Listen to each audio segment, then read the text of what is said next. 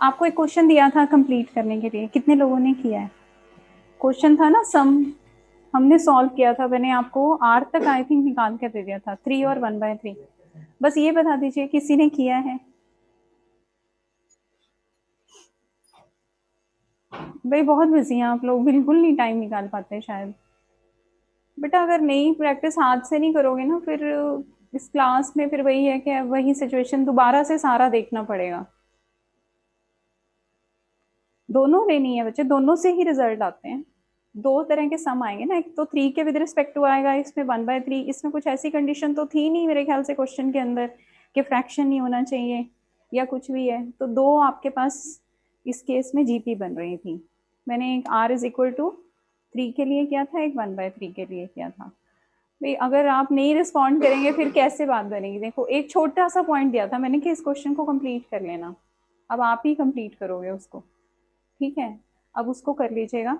तो अभी एक दो क्वेश्चंस और हम पहले प्रैक्टिस करते हैं, then will go for next topic. अब देखो ये है सम है, ये देखो उसने कहा है फाइंड और सॉल्व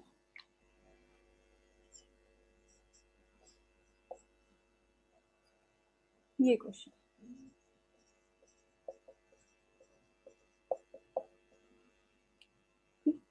n टाइम्स।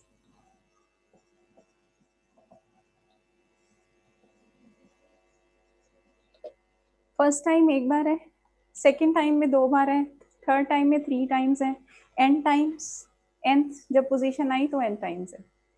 तो उसने फाइंड फाइंड आउट करने के लिए कहा है कि इसका रिजल्ट बता दो कैलकुलेट करके। तो ऐसे क्वेश्चंस में देखिए हम क्या करते हैं, अगर यहाँ पर 9 की जगह कुछ और भी नंबर होता तब भी हम कैलकुलेट कर सकते हैं, लेकिन हमारा बेसिक जो पर्पस होता है वो क्या होता है कि हमें 9 पर लेकर आना होता है, ठीक है? अब देखिए इसमें 9 पे ऑलरेडी है, तो ये आपके पास 9 को मैं क्या लिख सकती हूँ, क्या मैं 9 को 10 - 1 लिख सकती हूँ, 99 को 100 - 1 लिख सकती हूँ, 1000 - 1 and so on like this.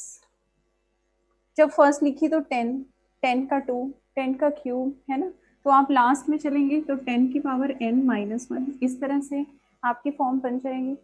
अब इसको कंटिन्यू कर दीजिए। अगर आप देखेंगे हम इसको अलग कर लेते हैं, देख रहे हो ये जीपी बन रही है, ठीक है बेटा? यहाँ पर ये जीपी बन रही है, तो ये 10 हो गया, 10 का स्क्वायर, 10 का क्यूब एंड सो ऑन 10 की पावर n। और -1 कितनी बार है, -1 - 1 - 1 n टाइम्स है, तो हम इसको लिख सकते हैं -n, ठीक है? अब इसका सम लिख लीजिए, फॉर्मूला जीपी है जिसका फर्स्ट रेशो क्या है, फर्स्ट टर्म क्या है 10, ठीक है? कॉमन रेशो क्या है 10, तो ये आपके पास हो जाएगा 10⁻n - 1 अपॉन 10 - 1 माइनस। बताइए क्लियर है? बस यहीं तक आप आंसर लिख लीजिए, क्योंकि हमें n की वैल्यू पता नहीं है कितनी नंबर ऑफ टर्म्स तक उसने कहा है, तो यही रिजल्ट हो जाएगा। तो इस तरह के क्वेश्चंस भी आपको दिखाई देंगे। बस यहीं तक छोड़ दीजिए, ये रिजल्ट है, ठीक है? अब इसी तरह से क्वेश्चन को थोड़ा सा मॉडिफाई कर रही हूँ। क्या कर रही हूँ यहाँ पर, this time I am writing 10 की जगह पर सपोज आपके पास है 5 या 6 या डेसिमल्स में है कुछ भी, तो स्टार्ट कर दे रही हूँ मैं, आप आंसर बता रहे हो। ये आपके पास है देखिए 5, 55, ठीक है? फर्स्ट पोजीशन पे ये है, सेकंड पे ये है, तो हम लाइक जीपी के पे ही बता रही हूँ कि जीपी के डिफरेंट डिफरेंट क्वेश्चंस हैं, किस तरह से अप्रोच करना है क्वेश्चंस को। अब इसमें जब आप 5 कॉमन निकालोगे तो अंदर क्या रह जाएगा 1। मैंने क्या कहा था आपको कि 9 बनाएंगे हम, कैसा भी क्वेश्चन आए। 9 यहाँ ऑलरेडी बना हुआ था तो बनाना कुछ भी नहीं था, ठीक है? लेकिन यहाँ पर 9 नहीं है आपके पास, तो आप क्या करोगे, इसको 9 से मल्टीप्लाई करोगे। पहले 9 बनाओगे ना, 9 बनाने के लिए हम क्या करेंगे, 9 से मल्टीप्लाई करेंगे और 9 से डिवाइड कर देंगे। ये देखिए अब पुराना क्वेश्चन बन गया, बिल्कुल वैसा। आगे आपको वही करना है, कर लेंगे। तो यहाँ से आपके पास क्या आ जाएगा 5/9। इसी तरह से यहाँ पर अगर आपके पास इस तरह की सीक्वेंस हो कि 7 दे रखा है, तो उसमें भी यही काम करना है कि 7 को बाहर ले लीजिए, फिर उसके बाद 1 आ जाएगा, 1 को 9 बना दीजिए। कैसे बनाओगे 1 को 9, 9 से मल्टीप्लाई करके और 9 से डिवाइड करके बना लेंगे, ठीक है? अब जब आपके पास ये आ गया, इसकी वैल्यू अब आपको पता है 10 - 1 plus 100 minus 1 plus 1000 minus 1 and so on. फिर आगे बिल्कुल वही सेम पैटर्न है, ठीक है। तो इसको कंप्लीट कर लीजिए, पहले इसको कंप्लीट करिए। तो इस तरह के जो क्वेश्चंस हैं, एक ये टाइप है क्वेश्चंस की। अब आगे जो आपको क्वेश्चंस कराएंगे, लिखा नहीं होगा हमेशा कि जीपी है, कई बार आपको ऑब्जर्व करना पड़ेगा क्वेश्चंस के अंदर के जीपी है। कई बार क्या होगा, इस तरह की टाइप आएगी। अब एक बार आपको करवा दी तो ये टाइप आपके आगे से निकल चुकी है, वो पता है कि हाँ इस क्वेश्चन को कैसे अटेम्प्ट करना है, जीपी बनानी कैसे है। तो मैंने आपको बता दिया कि कोई भी नंबर हो, 5 की जगह पर 2 हो, 3 हो, आपको क्या करना है, उसको कौन सी फॉर्म में चेंज करना है, 9 वाली फॉर्म में। 9 वाला बेसिक वाला मैंने आपको कंप्लीट करा दिया, यहाँ से आगे उसकी फॉर्म में चेंज कर दीजिए, ठीक है। अब एक डेसिमल वाला भी लिख लीजिए। अगर डेसिमल वाला क्वेश्चन है तो उस केस में हम कैसे करेंगे, जैसे कि ये है आपका डेसिमल का, उसमें भी यही फॉर्म लगेगी, ठीक है। लेकिन चलिए एक फॉर सेक ऑफ प्रैक्टिस एक कर लेते हैं। ये है आपके पास 0.6, 0.66, 0.666 एंड सो ऑन, ठीक है, एन टाइम्स सम। अगर आप इनका एन टाइम सम कर रहे हैं तो अब इस केस में देखिए क्या होगा। क्या लिख रहे हैं चैट बॉक्स में भाई, जो होमवर्क दिया जाता है ना, वो कितने क्वेश्चन दे रहे हो आपको, एक या दो, अभी तो बात ही नहीं की क्वेश्चंस की, मैं ही करी जा रही हूँ इसलिए। डीपीपी जो पहले सर ने एक बड़े ग्रुप्स में दे रखी है, उसमें से भी मैंने कोशिश करी है कि कुछ क्वेश्चंस मैं कवर कर दूं, क्योंकि आप लोगों के पास टाइम नहीं है। लेकिन ये तो होना चाहिए ना कि जो क्वेश्चंस आपको दिए गए हैं, चाहे एक है चाहे दो है, उससे तो करके आइए। अगर आप उसे नहीं कर रहे हैं तो फिर तो प्रॉब्लम है ही। You can understand this thing. Mahak, हाँ है तो सही बेटा, पर मुझे नहीं पता कि जो आपकी बैकअप क्लास है उसके, क्योंकि ये तो बैकअप क्लास के हिसाब से चल रहे हैं ना हम लोग, ठीक है। तो डिजिटल ऑफ तो है, सर का मैसेज आया है, तो मुझे भी अभी कंफर्म करना है कि हमारा क्लास है या नहीं है। एनीवेज अब आपके पास टाइम भी है, आप तो अब स्ट्रेट लाइन पे लगे रहेंगे 3 दिन 2 दिन, ठीक है ना। तो ठीक है, स्ट्रेट लाइन करिए, उसकी डिफिकल्टी उसकी प्रॉब्लम्स लेकर आइए, और साथ में अपना ये प्रैक्टिस कर लीजिएगा थोड़ा बहुत। कम से कम लेक्चर्स वाला पोर्शन तो वो जो है वो जरूर कवर अप करिए, मैं तो ये सजेस्ट करूंगी, क्योंकि उसमें मैं आपको ऑलमोस्ट सारे क्वेश्चंस करा रही हूँ जो टाइप हैं, ठीक है। चलिए अब देखिए, इसमें भी हमें क्या बनाना है, 9 तो हमें बनाना ही पड़ेगा, लेकिन लिखने का तरीका हम चेंज कर देंगे, है ना। 6 कॉमन ले लो,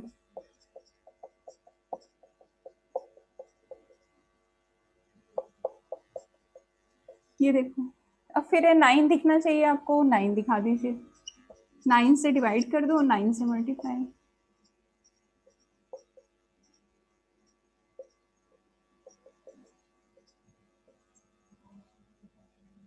अब इसको थोड़ा सा और सिंप्लीफाई कर देते हैं, हम ऐसे लिख लें, ज्यादा आसान हो जाएगा। This will be the easiest way I think, है ना। ये आपके पास आ गया।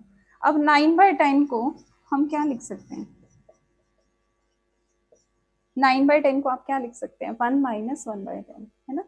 99 को क्या लिख सकते हैं,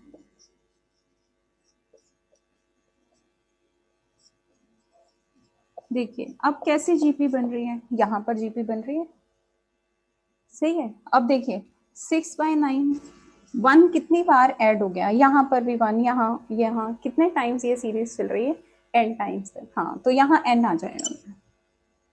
माइनस ये देखिए जीपी 10 का स्क्वायर, है ना, 10 का cube and so on, 1/10⁻n। अब जब आप इसको लिखेंगे, चलिए दिखाई दे रहा है ना बोर्ड यहाँ तक, तो जब आप इसको लिखेंगे तो ये क्या होगा, 6/9 n माइनस, अब ये जीपी में फर्स्ट टर्म क्या है, 1/10, ठीक है। और उसके बाद आपके पास क्या आएगा, ए क्या है हमारा, तो लगा दीजिए फॉर्मूला। तो यहाँ से हमारे पास क्या हो जाएगा, 1 माइनस,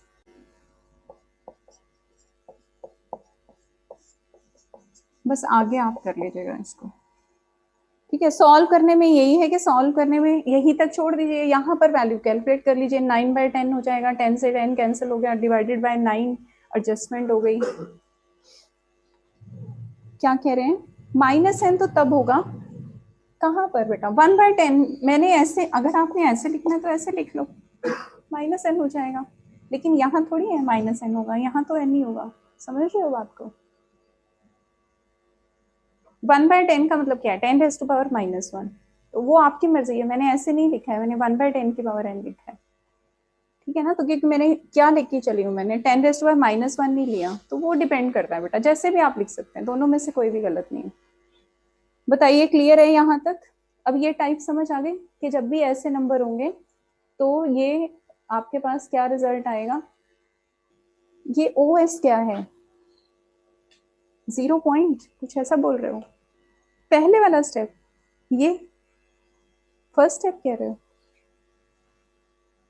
हाँ तो फर्स्ट स्टेप में मैंने 6 बाहर निकाला है, जब आप 6 बाहर निकालोगे तो ये आएगा, फिर मैंने 9 से मल्टीप्लाई किया और डिवाइड किया तो ये आएगा, फिर यहाँ पर 9/10 कर दिया, इसको डेसिमल हटाया है, फिर उसके बाद 9/10 को मैं 1 - 1/10 नहीं लिखूंगी, 10 - 1 डिवाइडेड बाय 10 करोगे तो 9/10 ही तो आएगा।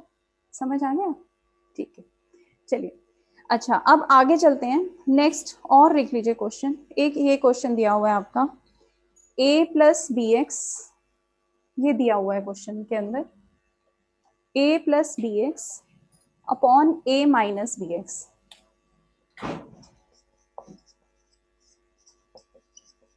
This is equal to b + cx upon b - cx। This is equal to c + dx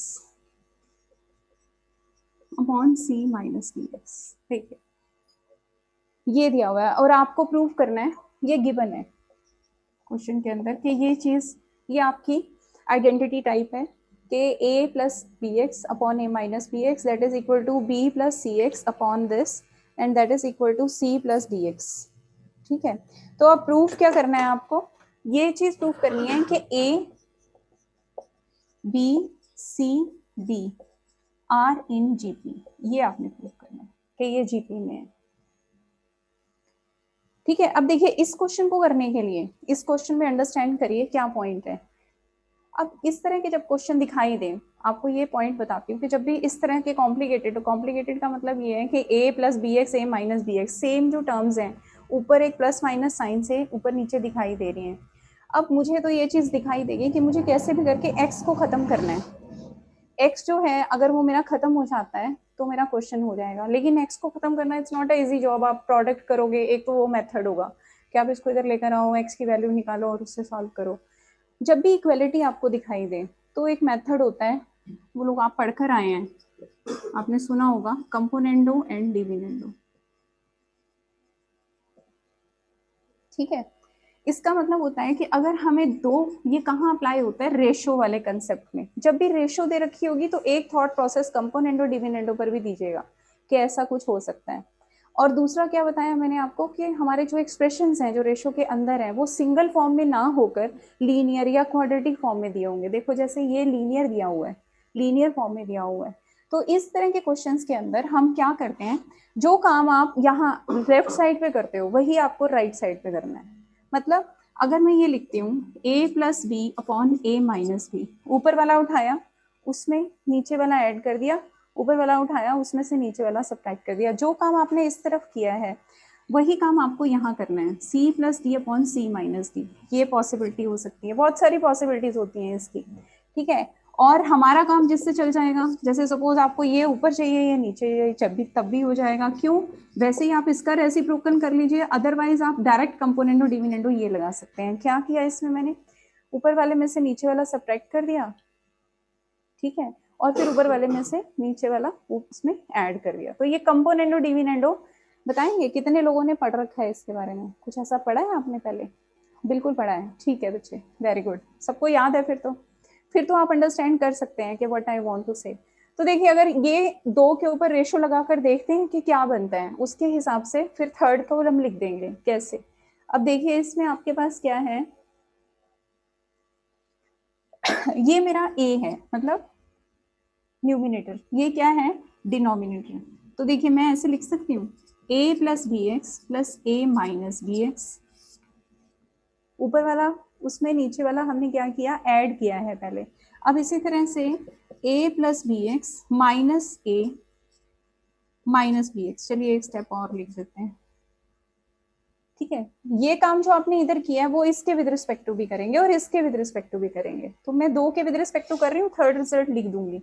ये आपके पास क्या है, b प्लस सी एक्स प्लस बी माइनस सी एक्स अपॉन बी प्लस सी एक्स माइनस बी माइनस सी x.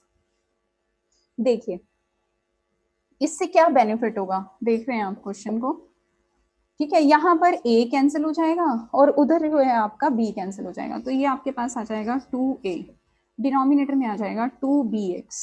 आ रहा है, सेम सिचुएशन ही मेरे ख्याल से यहाँ बनेगी, है ना, बननी चाहिए तभी क्वेश्चन होगा। ये हो जाएगा 2b और ये हो गया आपके पास minus a 2cx and this is equal to similarly in this case.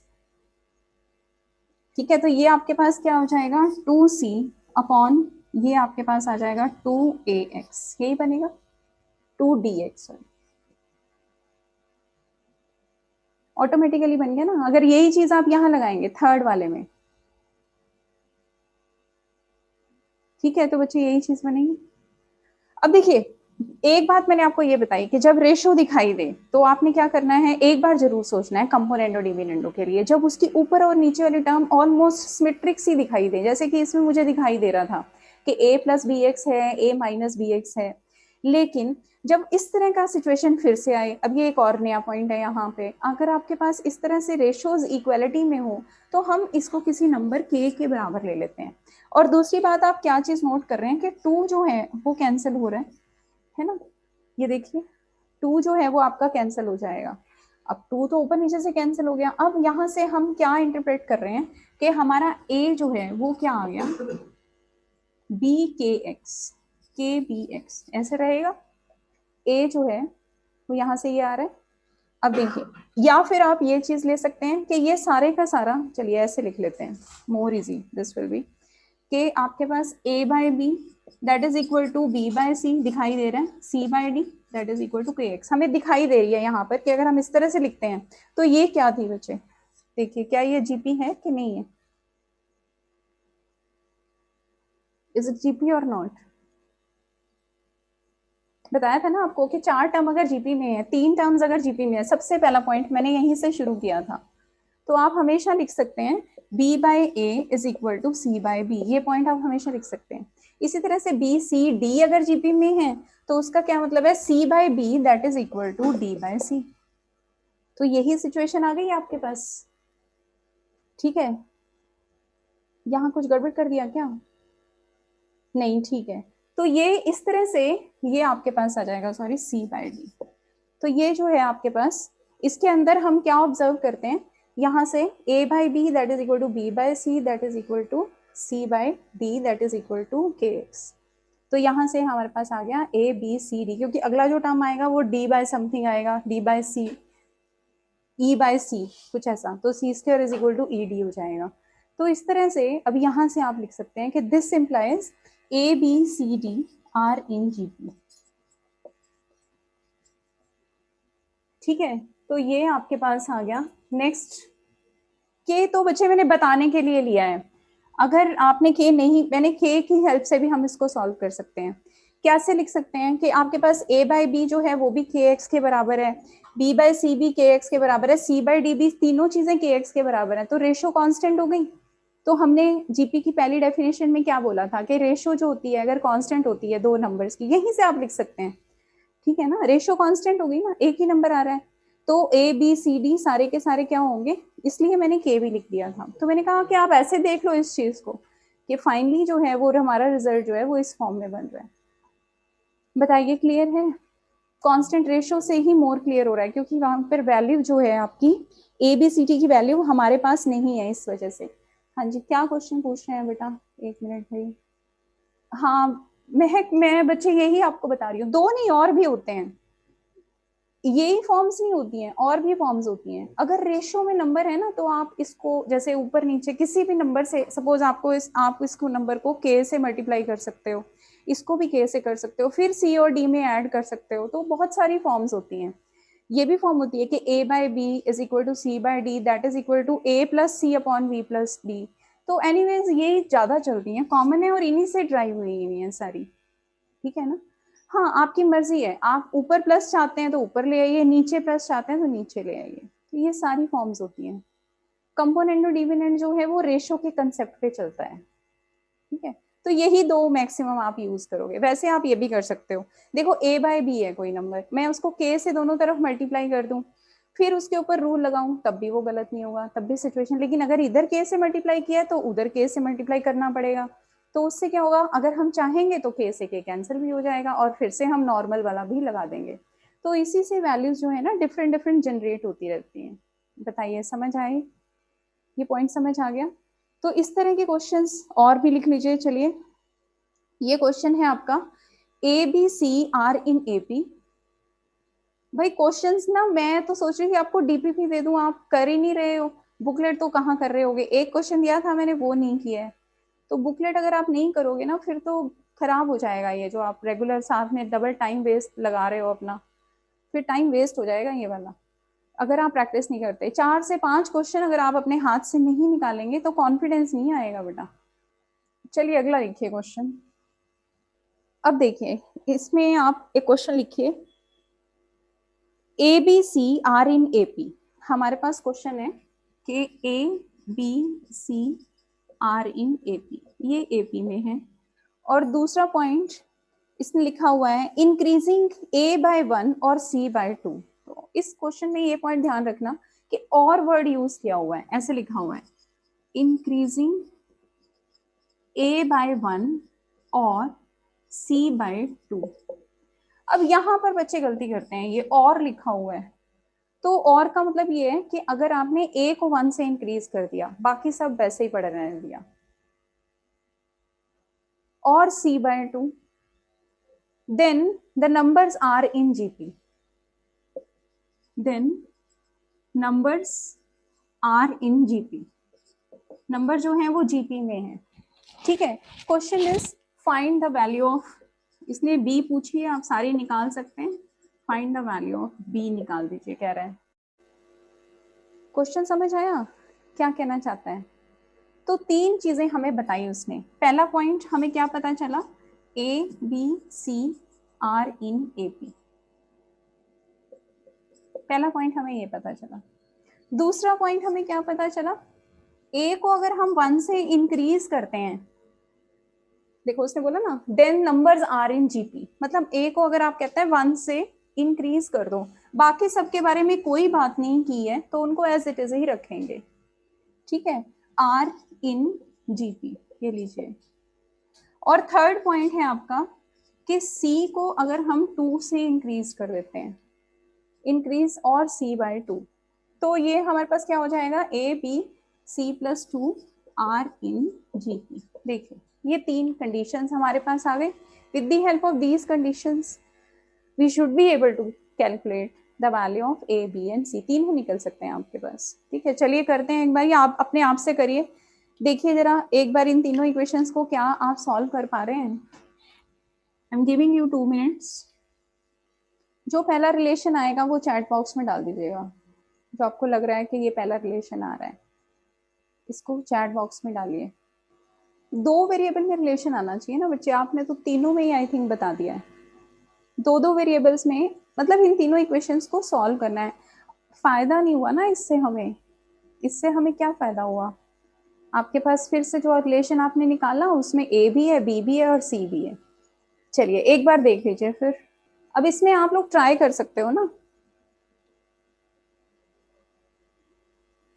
क्या ट्राई करोगे, देखो ये 3 इक्वेशंस आ गई। चलिए इससे हमें 3 इक्वेशंस मिल गई, क्या चीज मिली, क्या इंटरप्रिटेशन हुई हमारी, ये इंटरप्रिटेशन हुई कि ये आपके पास दिस इंप्लाइज, क्या इंप्लाई कर रहा है ये, 2b is equal to a plus c, 2b is equal to a plus c. पहली बात ये इंप्लाई कर रहा है। यहाँ पर ये हमें क्या इंप्लाई कर रहा है, B square is equal to, अब देखिए अगर आपने थोड़ा बहुत भी लिखा है only then you will be comfortable, otherwise इसी में कंफ्यूजन होता रहेगा कि क्या बताया था, तो फिर काम नहीं हो पाता है।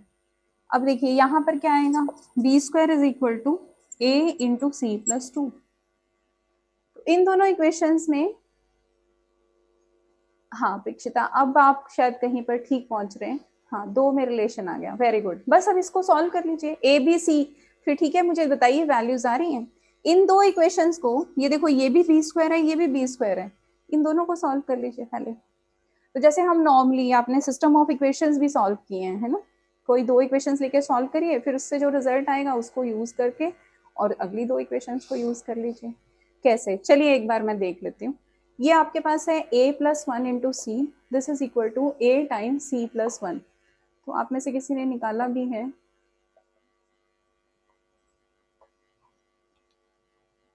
कुछ गलत लिख दिया मैंने, c प्लस 2 लिखना चाहिए था शायद। हाँ ये c प्लस 2 है, स्टेटमेंट में यहाँ पर 2 था बेटा। तो AC से AC कैंसिल हो गया, C is equal to 2a, एक रिलेशन आपका ये आ गया। A इज इक्वल टू, हाँ ठीक है नमन, ठीक है बच्चे। क्षितिज एक बार देख लीजिए पहले, कोई बात नहीं, आप टैली कर लीजिए, मैं भी कर रही हूँ। जो रिजल्ट आप निकाल रहे हो ठीक आ रहा है, पर वैल्यू चाहिए मुझे, नंबर्स में वैल्यू अगर किसी की आई है तो वो चैट बॉक्स में डाल दो, ठीक है। C is equal to 2a, ये आ गया। एक रिलेशन यहां से निकाल लीजिए, C की वैल्यू यहां डाल दीजिए, C की वैल्यू जो है वो यहां डाल दो। A is equal to B, बताओ A तो मैंने जरूरत नहीं समझी निकालने की, पर A गलत आ रहा है आपका उस हिसाब से। A जो है यहाँ देखिए, A को उसमें कन्वर्ट कर दो, C is equal to 2a आया, किसको सॉल्व करके, सेकेंड और थर्ड इक्वेशन को सॉल्व करके। ठीक है, फर्स्ट से हम देख लेते हैं क्या इंटरप्रिटेशन हो रही है। 2b इज इक्वल टू, यहाँ C जो है वो डाल दीजिए वैल्यू, ये हो जाएगा आपके पास a plus 2a, that is 3a। 2b is equal to 3a, ये आ रहा है, यस बिल्कुल ठीक लिखा है, 3a/2। अब क्या करें बताइए, C हमारे पास मिल गया A की फॉर्म में, B भी हमारे पास मिल गया A की फॉर्म में, इनमें से इस इक्वेशन से तो हमने निकाल लिया, अब इसको एक बार फिर से यूज कर लो। तो इसका मतलब हम B को किसकी फॉर्म में लिख सकते हैं, सारे टर्म्स को हम A की फॉर्म में लिख सकते हैं। तो देखिए इसमें से कौन सी फॉर्म जो है वो आपके पास हेल्पफुल होगी, कोई भी फॉर्म उठा लीजिए, बी स्क्वायर में डाल दीजिए इसके अंदर, तो ये हो जाएगा आपके पास 9a² / 4, that is equal to, देखो सबको a में कन्वर्ट किया है, a प्लस 1 इंटू सी की वैल्यू क्या आ गई 2a, किसी में भी डाल लीजिए, मैंने इसमें डाल दी फ्रॉम सेकेंड, सब कुछ a में कन्वर्ट हो गया ना। b की वैल्यू क्या आ रही है बेटा, 12 आ रही है, वेरी गुड, ये सेम आंसर है। अब आप इसको सॉल्व कर लेना, you will get the answer. a आपके पास आ जाएगा, रिलेशन आपके पास है, a आपके पास आ जाएगा, रिलेशन आपके पास है, ठीक है। कितने लोगों का b जो है वो 12 आ गया, बहुत बढ़िया, ठीक है लिखिए भाई। f इज अ फंक्शन, इस तरह का क्वेश्चन भी दिखाई देगा। देखिए अब यहाँ पर यू विल बी सरप्राइज्ड कि जीपी का कहीं नाम ही नहीं है, लेकिन फिर भी क्वेश्चन जो है वो जीपी से सॉल्व हो रहा है, ठीक है। तो अब देखिए इस क्वेश्चन को, f इज अ फंक्शन ऐसे दिया हुआ है, सेटिस्फाइंग, ठीक है, क्या सेटिस्फाइंग है, f of x plus Y, this is equal to F X into F Y, ये आपको दे रखा है। अच्छा यहाँ पर ये चीज लिखी हुई है फॉर ऑल एक्स, ऐसा कुछ लिखा हुआ है, ये सिंबल का मतलब जानते हैं, ठीक है, सर ने ये पहले भी बताया आपको, जिनको नहीं पता, फॉर ऑल का मतलब सारे के सारे जो है वो नेचुरल नंबर है, ठीक है। आगे क्वेश्चन है एक्स भी और वाई भी, बेटा दोनों ही नेचुरल नंबर्स में आते हैं, और आगे उसने दे रखा है f1 इज इक्वल टू 3, ऐसे लिखा हुआ है, एंड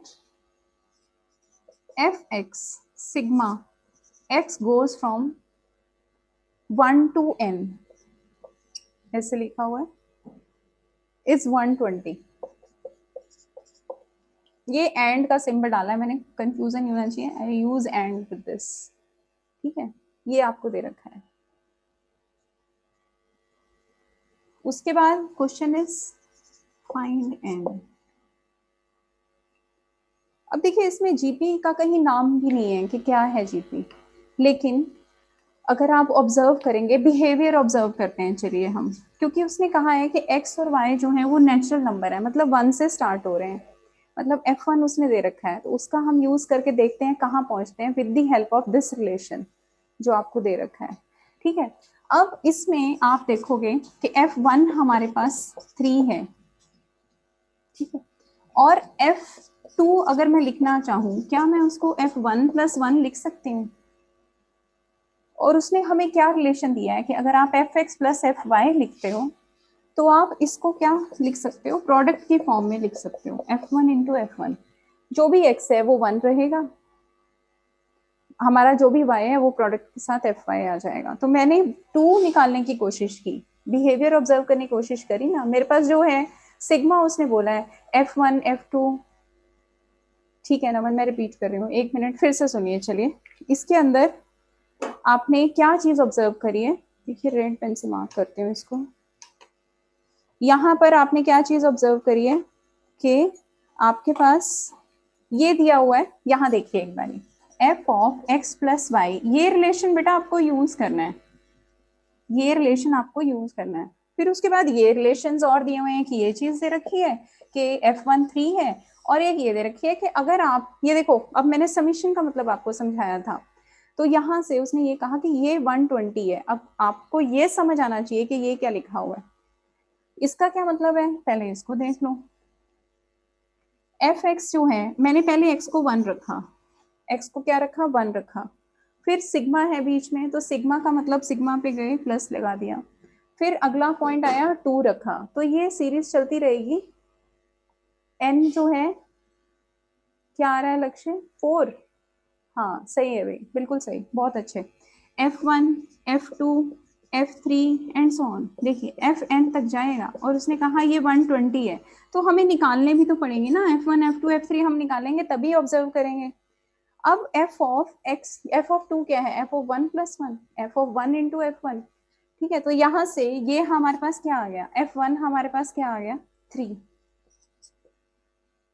ठीक है, और अगला भी f1 क्या है, 3, तो ये क्या हो गया, 3 का स्क्वायर। अब जब मुझे f3 लिखना है तो क्या मैं उसको f(2 + 1) लिख सकती हूँ, f2 + 1 को क्या मैं f2 × f1 लिख सकती हूँ। f2 की वैल्यू अभी आपने निकाली 3², और इसकी वैल्यू क्या है, 3, बताइए, क्लियर है ये। अब यहाँ से अगर आप ऑब्जर्व करें, अरे ये तो सारा का सारा क्या बन गया, जीपी बन गया, 3 है, 3² है, 3³ है, दिस इज व्हाट, जीपी, और उसने जीपी का सम कितना दे रखा है, 120, तो आपने 3² 3³ फ्रॉम दिस इक्वेशन, देखिए ये सारे का सारा 120 था, मैंने सबकी वैल्यू डाल दी, 1 पर 3 की पावर 1 थी, 2 पर 3 की पावर 2 थी, ठीक है, बस कर दीजिए सॉल्व इसको, आगे तो आपको रिजल्ट पता ही है, this is equal to 120, GP लगाइए,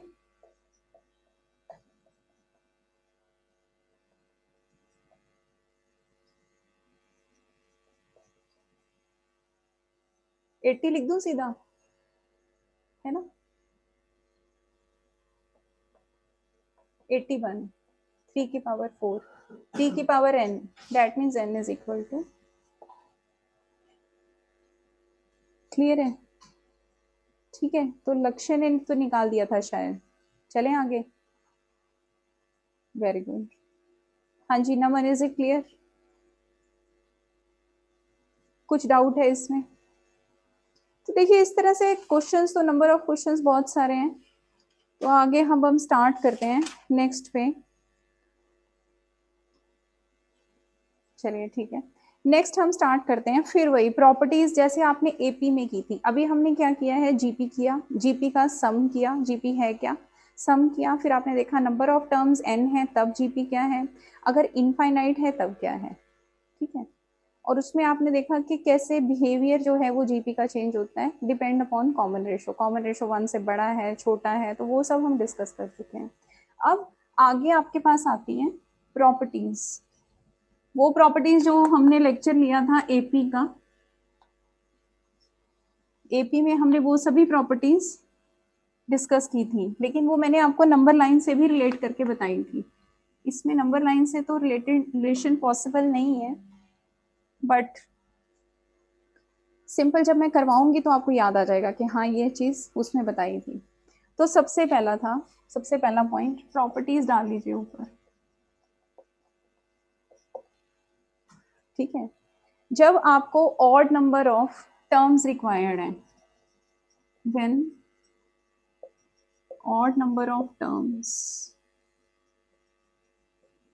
आपने अज्यूम करनी है, उसने कहा कि odd number of terms are in GP, 3 odd number of terms are in GP. तो हम कैसे करेंगे, a by r, a r, ये तीनों टर्म्स हम लेंगे।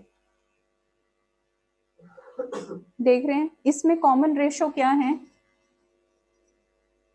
अब याद करिए कि जब आपने 3 टर्म्स ली थी उसमें कॉमन रेशो, उसमें कॉमन डिफरेंस था डी, जैसे आपको बताया था। हाँ, और यहाँ पर आपके पास क्या है, कॉमन रेशो डिवाइड करके देखिए आर ही आ रही है, ठीक है। तो जब हमारे ऑड नंबर ऑफ टर्म्स लेनी है, जब वो रिक्वायर्ड है, इसी तरह से अगर 5 चाहिए, जैसे ये तो 3 थी तो 5 चाहिए, बढ़ा लो इसको, ये तो रहेंगी बेटा, ये वाला सेट तो रहेगा ही। अब कॉमन रेशो हमें पता चल गई वो क्या है, आर होनी चाहिए, तो आर से आगे की तरफ मल्टीप्लाई कर लो और इधर भी आर से,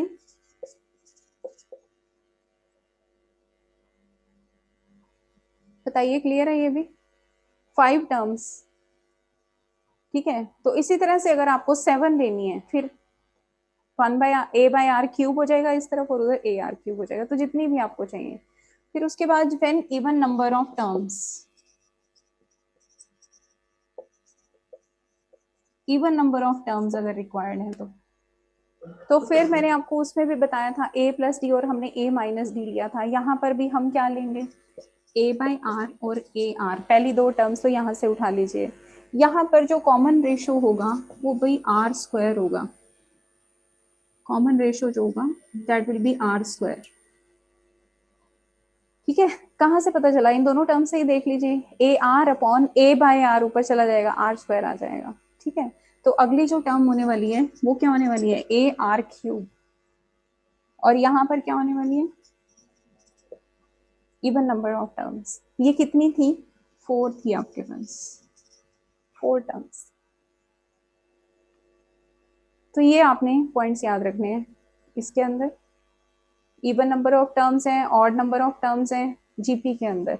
फिर नेक्स्ट थर्ड पॉइंट, अब इसी तरह से अगर और चाहिए, 6 चाहिए, तो फिर आप क्या करेंगे, ए आर किस से मल्टीप्लाई करेंगे, स्क्वायर से, आर स्क्वायर से मल्टीप्लाई करेंगे तो ए आर 5 आ जाएगा, यहाँ पे ए बाय आर 5 आ जाएगा, ठीक है। तो ये प्रॉपर्टीज थी जो हमने ऑलरेडी की हैं, जिससे जैसे आपने एपी में क्वेश्चन किए थे वैसे ही जीपी में है।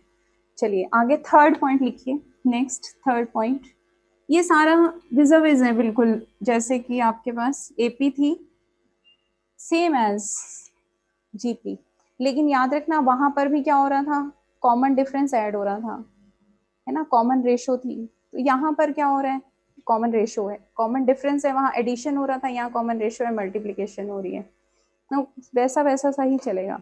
अब इसी तरह से थर्ड पॉइंट आपके पास क्या है, A R square and so on, A R की पावर n माइनस 1, अगर ये जीपी में है और आप इसको k से मल्टीप्लाई कर देते हैं, के r square and so on के a r raised power n minus 1, तो ये भी आपके पास क्या होगा, जीपी होगा, और कैसी कॉमन रेशो होगी, सेम कॉमन रेशो। तो वही सारी प्रॉपर्टीज, सारी से मतलब हर जगह पर नहीं, जैसे वहां पर आपने देखा था कि 2 एपी थी, अगर हमने उनको ऐड किया था या सब्ट्रैक्ट किया था तो एपी बन रही थी, लेकिन प्रोडक्ट किया था तो कुछ नहीं बन रहा था। तो सेम सिचुएशन ही यहाँ पर है। क्या सिचुएशन है, देखिए कि अगर हम ऐड कर रहे हैं तो सब्ट्रैक्ट कर रहे हैं तो कुछ भी नहीं बन रहा है, उल्टा हो गया। प्रोडक्ट करेंगे तो we will get a new GP, लेकिन उसका कॉमन रेशो चेंज हो जाएगा। देख लेते हैं कैसे। एक एपी आपने लिया, ए आर स्क्वायर, दूसरा ये ले लीजिए,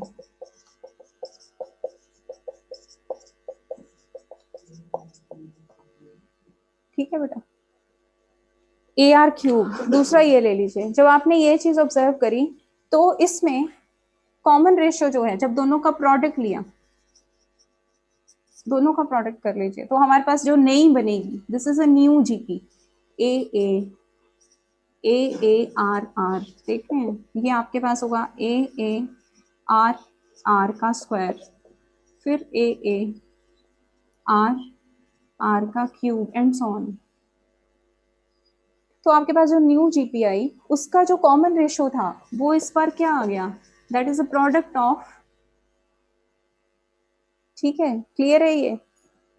देखिए ये चीज इंटरप्रेट कर पा रहे हैं? तो प्रोडक्ट ऑफ जो नई जीपी बनेगी, if will take two GP will take product, then will again get a GP जिसका जो कॉमन रेशो है वो भी क्या होगा, दोनों ही। आपका यही पॉइंट यूज होगा क्वेश्चन के अंदर कि आपके दिमाग में ये बात उस टाइम पे स्ट्राइक करनी चाहिए कि भाई दो उसका प्रोडक्ट दे रखा है, इसका मतलब जो नई जीपी बनेगी उसमें क्या आ रहा है, ठीक है, दोनों कॉमन रेशो का प्रोडक्ट ही आ रहा है, तो नई जीपी का ये बेनिफिट है। बाकी तो देखिए एडिशन और सब्ट्रैक्शन इसमें क्या बनता है हमें नहीं पता, तो ऑफ कोर्स वो एडिशन वाला कंसेप्ट था तो उसमें एडिशन सब्ट्रैक्शन वाले में, क्योंकि subtraction is basically addition with negative number ना, तो इसलिए वहां पर जो रिजल्ट आ रहे थे वो एडिशन सब्ट्रैक्शन के लिए आ रहे थे। यहाँ पर जो रिजल्ट हमारे हमारे पास आ रहे हैं वो मल्टीप्लीकेशन के विद रिस्पेक्ट टू आ गए हैं, ठीक है। एडिशन सब्ट्रैक्शन के बारे में हम कुछ नहीं कह सकते कि वो क्या बनाएगा।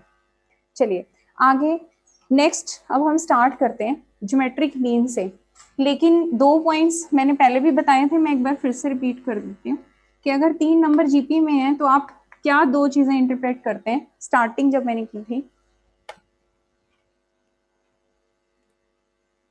A B C are in GP, अगर आप ये लिखते हैं तो इसका मतलब एक पॉइंट तो ये होगा जिससे हम क्वेश्चन सॉल्व कर सकते हैं। दूसरा आपके पास क्या चीज ऑब्जर्व करते हैं, b square is equal to a c, इन दोनों में से कुछ भी यूज करके रिजल्ट निकल सकता है, ठीक है। अब सेकेंड पॉइंट इसके अंदर, सेकेंड पॉइंट आप लिख लीजिए ज्योमेट्रिक मीन। ज्योमेट्रिक मीन, जब geometric mean between two numbers हैं, ये between A and B, then it is what, A B का स्क्वायर रूट, ठीक है, ऐसे लिख लीजिए geometric mean between A and B is A B का स्क्वायर रूट। जब आपको एक ज्योमेट्रिक मीन चाहिए, अब याद करिए उस वहां पर भी यही चीज बताई थी, लेकिन वहां क्या बताया था, ए प्लस बी बाई टू। यहाँ आपको क्या बताया जा रहा है कि ए और बी को मल्टीप्लाई करके उसका आपने क्या निकालना है, स्क्वायर रूट निकालना है। This is what is geometric mean, ठीक है। अच्छा चलिए अब बात करते हैं ज्योमेट्रिक मीन, ज्योमेट्रिक मीन्स की बात करते हैं। तो वहां पे भी मैंने मेंशन किया था कि जब मीन है तो इसका मतलब is talking about the single one mean, लेकिन अब मीन्स जब मैंने एस लगा दिया साथ में, that means is expecting more, ठीक है। तो अगर आप इसी तरह से, पर ज्योमेट्रिक मीन एक ही दो नंबर का ही नहीं होता है, और लिख लीजिए पहले ज्योमेट्रिक मीन ही लिखिए। सपोज मुझे अगर दो नंबर से ज्यादा का निकालना है, A1 A2 and so on up to AN, ऐसा अगर है तो इसका अगर एक ज्योमेट्रिक मीन निकालना है तो ज्योमेट्रिक मीन आपके पास क्या होगा, A1 into A2 and so on up to AN raise to power 1/n, इनका प्रोडक्ट करके थर्ड ज्योमेट्रिक मीन निकालना है तो आप 1/3 कर देंगे, 3, ठीक है। तो ये आपके पास क्या हो जाएगा, A1 A2 A3 है, तीन नंबर्स हैं, उनका निकालना है तो A1 A2 A3 raise to power 1/3, तो ये आपके पास ज्योमेट्रिक मीन होता है, ठीक है। अब मैंने वहां पर भी आपको बताया था कि ज्योमेट्रिक मीन के लिए अभी मैंने ऐसा नहीं कहा है कि जीपी होनी चाहिए, ज्योमेट्रिक मीन तो आप किसी भी नंबर का निकाल सकते हैं। चलिए एक एग्जांपल लिखिए, मैंने लिखा geometric mean of two numbers, suppose मैंने लिखा है 2 और 5, तो आप क्या आंसर करेंगे, इजंट स्क्वायर रूट ऑफ 10, ठीक है। अगर मैंने लिखा कि ज्योमेट्रिक मीन ऑफ 1 1 2, ये आप क्या आंसर करेंगे, 2 की पावर 1/3, तीन नंबर्स हैं 1 1 2। अब फिर मैं लिख रही हूँ ज्योमेट्रिक मीन, यहाँ पर लिख दिया 1 1, इसको लिख लीजिए 2 to 5, ठीक है, कुछ बनेगा 20 की पावर 1/5, ऐसा बन रहा है फिफ्थ रूट। हाँ एक बार अभी बता रहे हैं, फिर से बता देती हूँ, सुन लीजिए।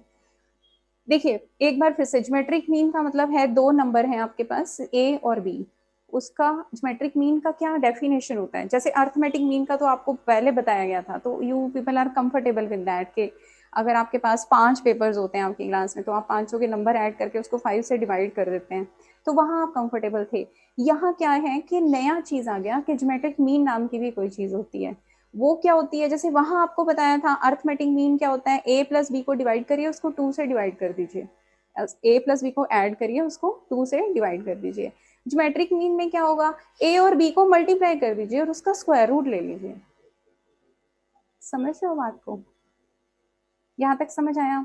अब ये तो 2 नंबर का था। अब उसमें याद करिए वहां पर आपको क्या बताया था कि अर्थमेटिक मीन अगर आपने, मैंने आपको बोला 5 सब्जेक्ट का निकालना है, तो आप पांचों को ऐड करके 5 से डिवाइड करते थे ना। यहाँ पर ज्योमेट्रिक मीन निकालना है 5 नंबर का, तो पांचों को मल्टीप्लाई करके उसका 5th रूट ले लेते हैं। यहाँ समझ, इतना पता चला?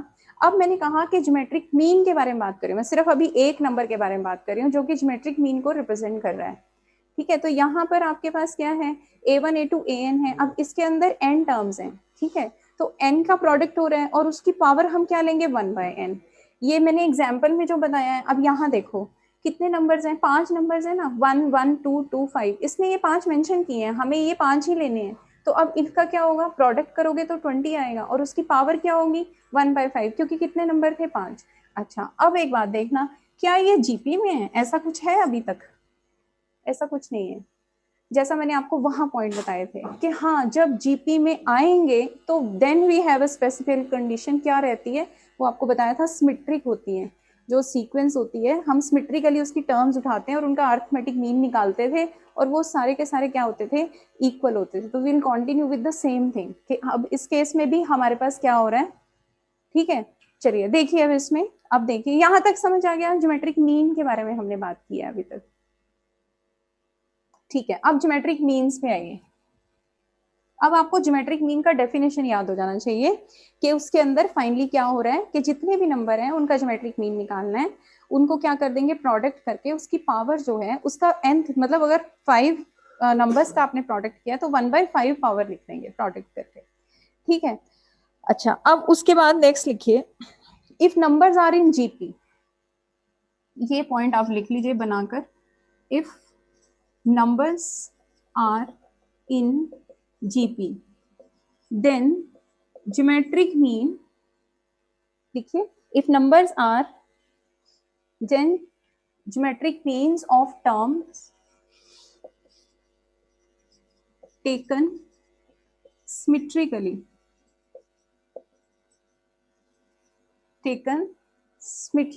from the beginning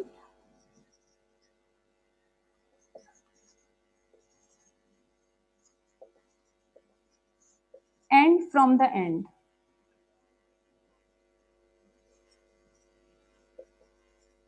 अब देखिए, मैंने इसका मतलब आपको अर्थमेटिक मीन में पूरा एक्सप्लेन किया था, नंबर लाइन पे एक्सप्लेन किया था। ठीक है, अब यहाँ पर भी एक चीज देख लेते हैं, क्या बताना चाहती हूँ मैं। चलिए आप नंबर लिख लीजिए, A1 A2 and so on up to AN। ये किस में है, जीपी में। जब जीपी की बात आ गई तो ज्योमेट्रिक मीन का मतलब थोड़ा सा चेंज हो गया। क्या हो गया, हाँ, ये क्या कह रहे हो, देखो ज्योमेट्रिक मीन के बारे में अभी मैं बात कर रही हूँ, मीन्स पे अभी नहीं आई हूँ। मैंने बोला ना, ज्योमेट्रिक मीन लिखा है तो मीन ही है बेटा। मीन्स का मतलब होता है कि जब हमें एक से ज्यादा डालने हैं। अभी तो हम प्रॉपर्टी कर रहे हैं ज्योमेट्रिक मीन की एक और। ठीक है, लेकिन वो प्रॉपर्टी क्या कर रही है, जीपी। अब वो जीपी की वजह से हमारे पास है, अदरवाइज वो नहीं होती। ठीक है ना, अभी हमने इंसर्शन नहीं की है ज्योमेट्रिक मीन्स की। मीन्स में तब यूज करूंगी जब मैं एक से ज्यादा ज्योमेट्रिक मीन डालूंगी। अभी तो मैं आपको इसकी प्रॉपर्टी बता रही हूँ। क्या कि सिमेट्रिकली वाली टर्म देखिए क्या थी, A1 उठाइए AN उठाइए, उसकी पावर हम क्या करेंगे, 2 टर्म्स हैं तो इसकी पावर कितनी हो जाएंगी, 1/2 सिमेट्रिकली। ठीक है बेटा, दिस इज इक्वल टू, अगर आप स्टार्टिंग की उठाना चाहते हैं 2, तो ये हो गया A1 A2। लास्ट की उठाएंगे तो AN -1, याद करिए ये पॉइंट बताया था। ठीक है, और इसकी पावर कितना होगा, 1/4। करेक्ट है, सिमेट्रिकली, पुरानी बात याद करिए। ठीक है, इसी तरह से आप 4 निकालना चाहते हैं, 5 उठाना चाहते हैं, जितनी भी टर्म्स आप उठाना चाहते हैं आगे से उतनी ही पीछे से। अब मैं आधी आगे से उठा लूं, आधी पीछे से, मतलब सारी उठा ली मैंने, तो that means A1 into A2 and so on till AN। ठीक है, और of course this is 1/n। इनका सबका जो आंसर आएगा वो एक ही आंसर होगा and that will be the geometric mean.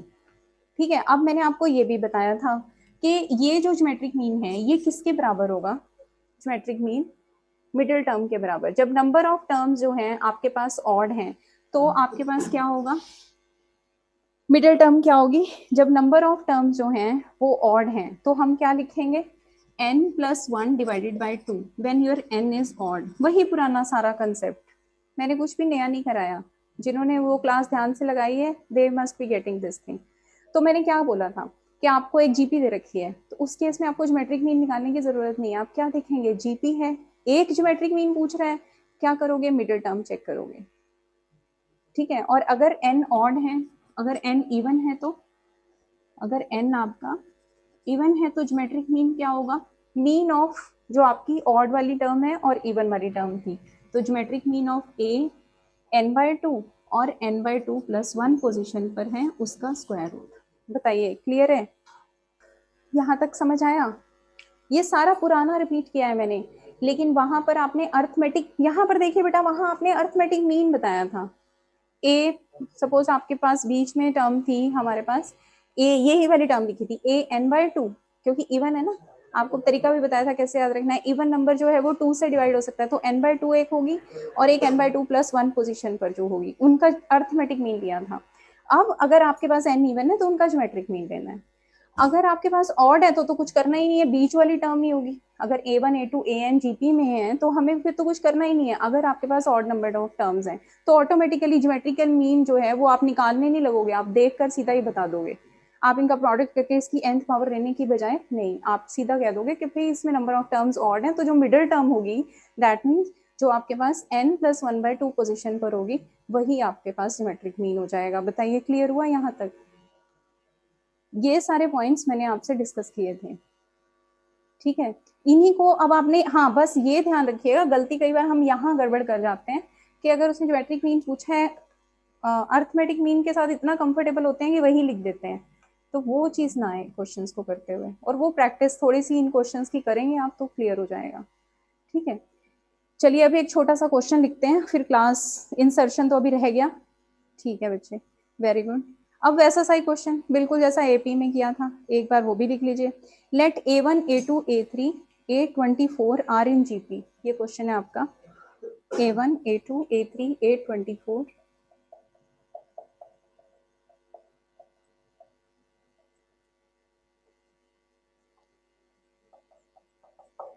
ठीक है।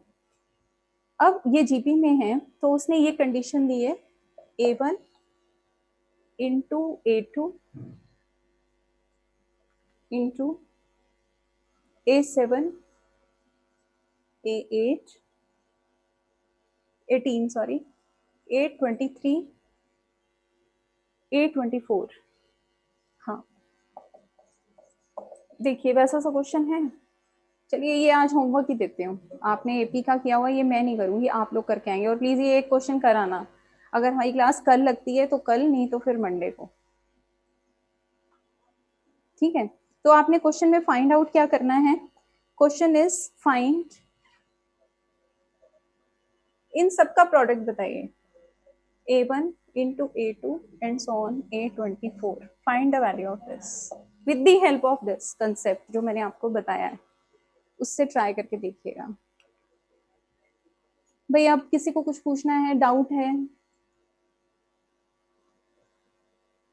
ठीक है बेटा, फिर मैं एंड कर रही हूँ मीटिंग।